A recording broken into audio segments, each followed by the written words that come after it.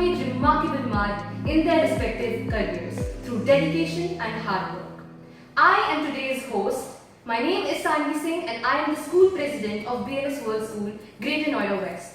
At our school, we believe in learning beyond classrooms.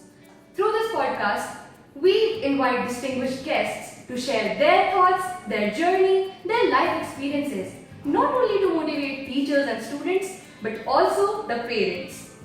And today, for the very first episode of BLS podcast, we are very honored to have with us Miss Afia Shetty. She joined us as the judge for the storytelling competition of grades 1 and 2. Ma'am, could you please take a moment and introduce yourself to our audience? Sure. Hello Sanvi and hello to also the BLS World School. So I am Afia. My educational background is from St. Joseph's, which is a Catholic school in Jammu and Kashmir, followed by my UG and PG at the University of Delhi. And currently I am affiliated with Amity University Noida, where I am pursuing my PhD in English Literature. And I am also working as a research, with my research capability, I also serve as a teaching associate there. Thank you so much, ma'am. So, for breaking the ice a little bit, ma'am, could you share with us a few moments from your life that has made you the happiest? Alright, so I think it's only my academics that makes me the happiest. When I do good academically, I excel in my academics. That makes me the happiest. And recently, I have been published in a journal which is based in Argentina. So that recently has made me really proud of what I'm doing. Well, that sure is a thing to be proud of. Congratulations, ma'am. Moving on to the next question. Ma'am, how did you come to know about the BLS World School? I think BLS needs no introduction. Everyone here in Noida specifically knows about this school. But yes, I came to know about it through some of my friends in the university. Yeah. That's very nice. A personal question, ma'am. Could you share a few memories from your childhood that you think has shaped your personality today? Alright, so this is very much close to what you people are doing here today, your storytelling competition. So as a kid, maybe I was in grade 1 or 2, we had a similar competition. It was a debate competition, something related to debating only. And I was a participant. I lost the competition. But till date, I remember how I went there on the stage and how I performed there. So that did give me a lot of courage to do whatever I am doing in life today. So that's been an impactful memory for me. That is a very precious memory, and I feel that many of us have gone through the same situation, and that's very nice to see how you were so optimistic about the loss and you learned something from it. Ma'am, could you tell us about your future plans or any visions that you have? Alright, so future plans, visions, everything revolves around academics. Given that I am doing my PhD and I am also teaching, I am a research associate, a teaching research associate. So of course I will go ahead in this teaching career only, and I look forward to working at the University of Delhi as an assistant professor initially, and then to just go on escalating in life. And also I need to establish myself better in the publishing world. That is very fascinating, and since you said that you are working as a teacher and as a researcher, what are some of your views, some positive views on today's Generation Z? A very interesting question, Generation Z.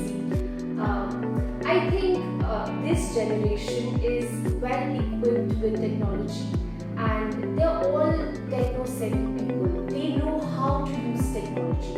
That is one very important tool that they have, so they can explore the world even if they're sitting at home. So yes, one weapon I could say that Gen Z has is great technology. That's really nice, ma'am. So as you said that technology is the core key component of our generation. According to you, how can teachers effectively handle and nurture students in this fast-moving era?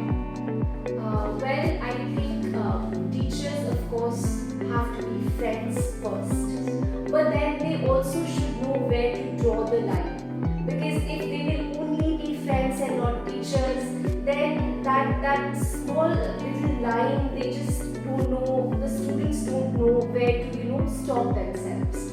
So I think a teacher, to be a good teacher in today's era, must be a friend, but then also be a teacher. That is one thing I would say. That is very nice to know, ma'am. Could you share us some of your major achievements that you feel you have achieved in life? Alright, so again, this has a lot to do with my academic career. I've been published with Revista Technos, which is an international journal, and recently I've also published with some UGC affiliated journals, and I've also till now participated in about 15 national and international conferences. So right now I see that as a great As myself being a person who is very interested in journalism, you are very inspiring now. And since you have quite mentioned a few times that you are very keenly dived into the academics field, so let me ask you one question. Aside from all the academics and all, what are some hobbies, some true hobbies that you really enjoy in your life? I love craft. I love painting and drawing as well. And it's very sad that now I am so engrossed in my academics that I barely get time for all of this. But yes, down the line, I do see myself getting a bit too inclined towards craft and art. That is very nice to hear that you have such a great hobby. And even I, as a grade 11 student, can relate that we do not get that much of time for our hobbies as we are progressing in the world. So, now it's time for our Dhamakara. You have to answer every single question in one go, and it has to be a little fast. Alright. Question number 1. Who is your favorite Bollywood star? I am not a Bollywood fan, so Hollywood star? not really. No, got it. So, if I ask you this question, who do you like more, your father or mother? Very controversial. It's like asking your right eye or your left eye. So, no, sorry, not an answer there. Okay, got it. What is your preference, tea or coffee? Coffee, any day. Got it. I am a coffee lover myself. Any day.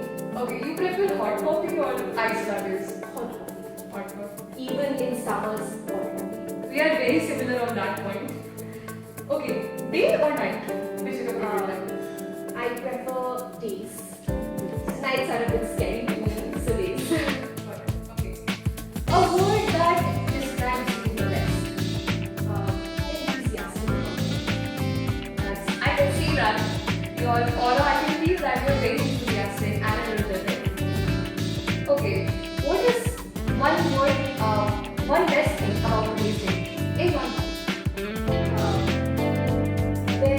I don't have a single word for it, but their ability to question it. So they don't just take answers as they're given to them. They just go and find it.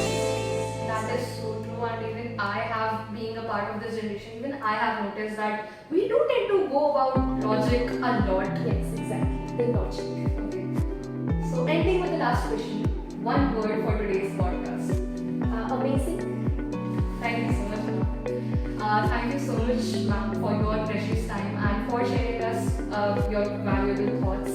And we truly wish you the best for your future work and endeavors. And yeah, that is all for today's episode of BLS Podcast. We'll be back very soon with another inspiring personality. Till then, stay tuned, stay learning, and most importantly, be curious.